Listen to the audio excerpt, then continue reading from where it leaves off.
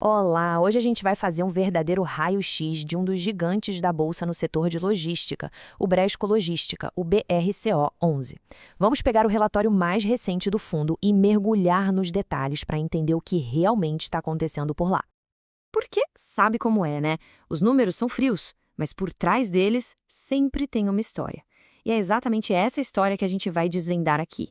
Entender a estratégia, a força e, claro, os desafios do BRCO11. E para começar, vamos falar de escala. Para a gente ter uma ideia do tamanho do fundo, o portfólio dele soma quase 500 mil de metros quadrados. É difícil de visualizar? Então imagina o seguinte, isso dá mais ou menos uns 65 campos de futebol. É muito, muito espaço logístico.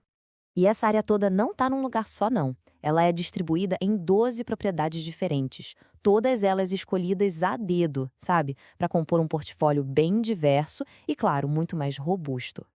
E o que essa estrutura toda gera de receita? Bom, estamos falando de mais de 164 milhões de reais por ano.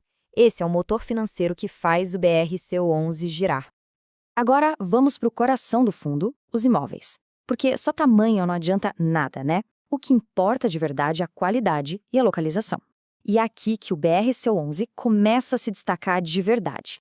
E quando a gente fala em qualidade, olha só que impressionante. 88% do portfólio, ou seja, 11 dos 12 imóveis, são classificados como A+.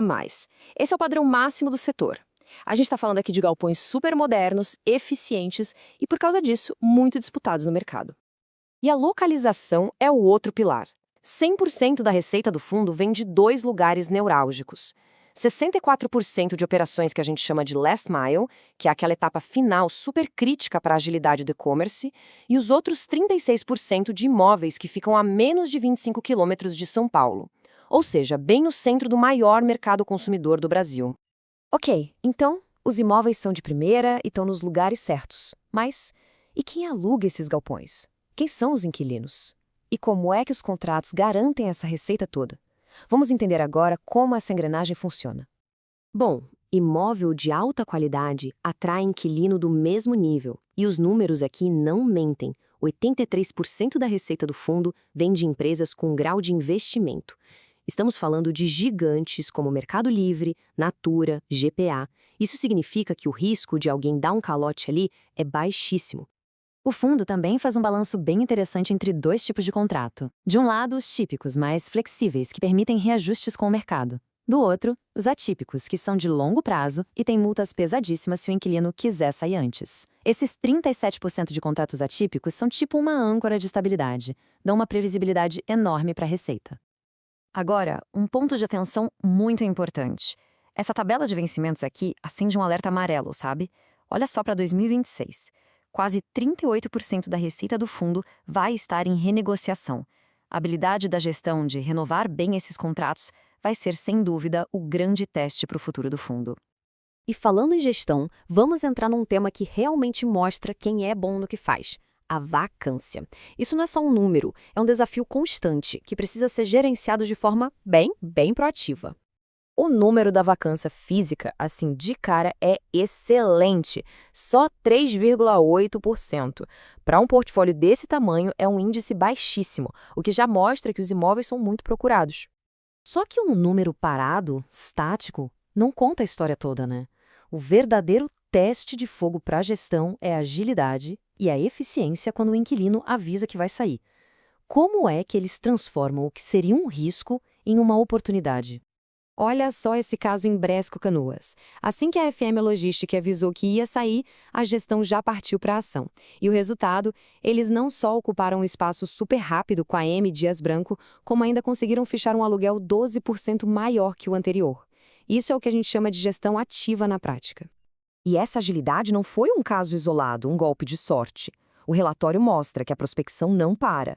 A gestão já está negociando ocupação de áreas em Imbu, já está se antecipando para uma futura saída lá em Itupeva, e em Canoas já tem negociações para uma área que é 64% maior do que a que está vaga hoje. Porque no final das contas, toda essa operação, essa qualidade toda, precisa se traduzir em uma coisa: resultado financeiro para quem investe. Vamos ver como o BRCO11 entrega esse valor. E o resultado de estudo está aqui, ó, 9,4% de dividend yield ao ano. Num cenário com juros ainda altos, é um rendimento bem atrativo, que reflete diretamente essa força operacional toda do fundo. No último mês, a distribuição foi de 87 centavos por cota. Mas o detalhe mais importante aqui é que isso representa 84% do lucro que o fundo gerou no período. É um percentual super saudável, mostra que o pagamento é sustentável, que não estão queimando caixa só para mostrar um número bonito. E para dar ainda mais segurança, o fundo tem uma espécie de colchão financeiro. É uma reserva de lucros que não foram distribuídos. São mais de 26 milhões de reais guardados, o que dá R$ 1,66 por cota. Esse dinheiro pode ser usado para suavizar os rendimentos em meses mais fracos, garantindo mais estabilidade. Certo. Depois de passar por todos esses pontos, vamos juntar tudo num balanço final. Colocar na balança os pontos fortes de um lado e do outro aqueles pontos que a gente precisa ficar de olho. Então, o nosso raio-x do BRC11 mostra uma balança bem clara. De um lado, os pontos fortes são inegáveis. Um portfólio premium, localização super estratégica, inquilinos de baixíssimo risco e uma gestão que já provou que é competente. Do outro lado da balança, os pontos de atenção. Aquela concentração gigante de renovações em 2026 e, claro, necessidade de continuar esse ritmo forte para alugar as áreas que estão vagas. E isso tudo nos deixa com a pergunta final, né? A base do fundo é muito sólida, mas 2026 será o seu grande teste.